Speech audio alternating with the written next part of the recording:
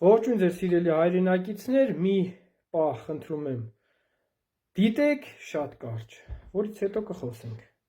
Ես արդեն առիթ եմ ունեցել ասելու, որ սատարում եմ բոլոր այն քաղաքական ուժերին, որոնք անկեղծորեն, ընդգծեմ անկեղծորեն ցանկանում են, որ Փաշինյանը հեռանա։ Եվ այդպիսի քաղաքական ուժերի առաջին դեմքերը, այսինքն ընտրական ցուցակներում առաջին համարները, բոլորը կլինեն ավելի լավ վարչապետ, քան Փաշինյանն է։ Նույնիսկ Ռոբերտ Քոչարյանը կհարցնեք դուք։ Քոչարյանը ինձ համար ամենաանցանկալի թեկնածուն է Փաշինյանից հետո։ Եվ ես գրեթե վստահ եմ, որ այս անգամ նա չի լինի Փաշինյանի հիմնական մրցակիցը։ Իրականում Քոչարյանը եւ Փաշինյանը շատ նման են իրար։ Նրանք ունեն նույն քինախնդիր մանր բնավորությունը, քաղաքական բռնաճնշումներով են նման, որևէ քննադատություն չլսելով, շատ բաներով են նման։ Քոչարյանը 10 հոգի է սպանել, Փաշինյանը 10,000 կսպանի, միայն թե մնա իր աթոռին։ Բայց Քոչարյանը ունի մեկ առավելություն։ Իմ համար դա կարևոր առավելություն է։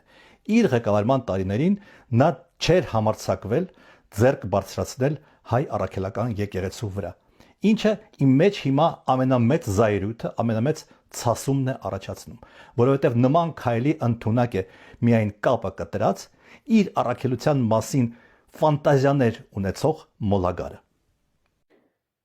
Հուսով եմ լսեցիք, սիրելի հայրենակիցներ, ինչի մասին եմ ուզում խոսել։ Մի շատ կարևոր ու շատ նուրբ թեմայի մասին։ Մանիպուլյացիայի, դասական, ցինիկ մանիպուլյացիայի։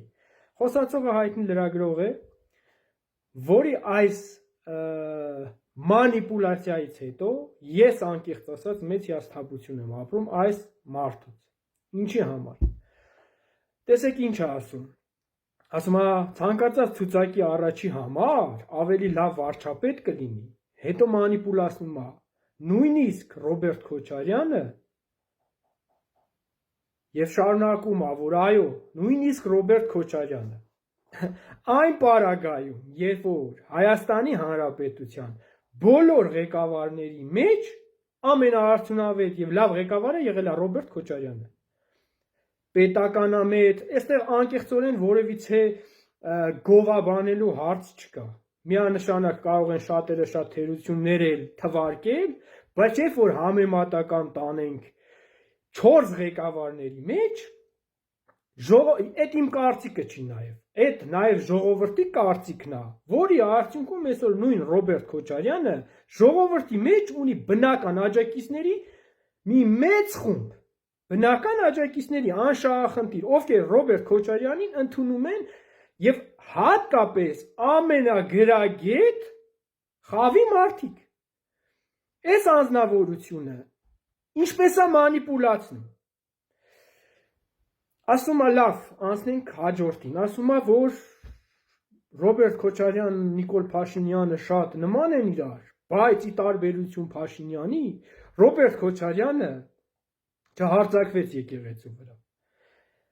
Ես մի հատ անկեղծ հարց եմ ուզում տամ։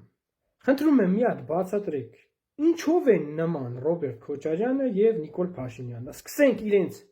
անձնական կյանքից, արտակինից, ընտանիքից, քայլվածքից, տեսքից, ապրելակերպից, անցած ճանապարհից, ասա մի բան, որով նման է, կառավարումից, կառավարչական հմտություններից, ինչով են նման։ Նիկոլ Փաշինյանը կարա ուժեղ փողոցային ցույցեր անի, Ռոբերտ Քոչարյանը այդ չի կարող անի։ Ախր անգամ այդտեղ նման չեն։ Հասկանում ես, դու մանիպուլացնում ես հարգելիս։ Ու այդ անհամեմատելին բերել, ամեն ձևով համեմատել եւ վերջում ասել, որ այ էս մի բանով նման չեն, որովհետեւ չհարցակվեց եկեղեցու վրա։ Սա ցինիզմ է։ Որովհետեւ հակապատկերներ են, հակապատկերներ։ Օրինակ Ռոբերտ Քոչարյանին ես ավելի շատ նմանեցնում եմ Ռուսաստանի Դաշնության ղեկավար Վլադիմիր Պուտինին, որպես ղեկավար։ Այդ ձևով նաև նմանացնում են բազմաթիվ քաղաքացիներ։ Եթե դու այս ձևով նմանացնեիր, կասեի, հա, ունեն ինչ-որ հարցերում, ինչ-որ տեղեր նմանություններ։ Բայց դու բերել ես անհամեմատելին, փորձում ես համեմատել, ուղղակի ամոթ է, ամոթ։ իրականում անկեղծ եմ ասում, թող որևիցե մեկը գերի, որևիցե նմանություն չկա ուղղակի, չկա։ Հələ դրեք նույն Ռոբերտ Քոչարյանի դրսի բանակցությունների տեսանյութերը նայեք, մի հատ քայլվածքը նայեք, մի հատ խոսելու ձևը նայեք, մի հատ իր բանակցությունները նայեք, իր պահվածքը նայեք։ Դրեք նույն պահին YouTube-ում կա։ Նայեք նաև Փաշինյան Նիկոլինը։ Նայեք կառավարչական օղակները ոնց են Քոչարյանի օրոք ղեկավարվել, հիմա ոնց են ղեկավարվում։ Քոչարյանը կյանքում սրտիկ մրտիկ արած կա։ Այդպես կապիկություններ, որ այսօր սրանք են անում, արած կա, մի հատ վիդեո կարաք ցույց տաք։ Եվ այսպիսի մանիպուլյացիոն լինելով ճանաչված լրագրող, այսպիսի մանիպուլյացիոն տեսանյութեր դնել ու դրանից վատ չզգալ, ուղղակի անկեղծորեն եմ ասում, դուք ձեր նմանները, ովքեր ունեն անձնական շահ, անձնական խնդիր եւ դրանից ելնելով փորձում են ամեն ինչ մանիպուլացնել ու փորձում են նաեւ ներկայանալ, որ ուզում են հեռացնել Փաշինյան Նիկոլին, սա ինձ համար կներեք, բայց արդեն անընդունելի է եւ չեմ կարծում, որ իրականությանը համապատասխանում է։ Սա ես դիտարկում եմ, որակում եմ որպես ցինիզմ, որպես, չգիտեմ, դուք ինչ նպատակներ ունեք այսպիսի հայտարարություններ անելուց։ Կներեք, մի բան էլ ավելացնեմ եւ նաեւ իր նմանեցումը, երբ որ հայտարարում է, որ Նիկոլ Փաշինյանի նման մանրախնդիր, քինախնդիր, այս ամեն ինչով է նմանեցնում, բայց սա էլ չի համապատասխանում իրականության, որովհետև եթե լիներ Նիկոլ Փաշինյանի նման մանրախնդիր, քինախնդիր, օրինակ նույն Լևոն Տեր-Պետրոսյանը բանտերում կանցկացներ Ռոբերտ Քոչարյանի գալուց հետո, չէ՞։ Շատ մարդիկ բանտերում կանցկացնեին, բայց շատ բաների վրա աշկ է փակվել, հենց քո ասած մանրախնդիր, քինախնդիր, այտենց շատ չխորանալու, շատ չընկնելու այդ ամեն ինչի հետևից բոլոր փաստերը կան։ Իսկ օրինակ եթե քո համար խստությունը, կարգապահությունը,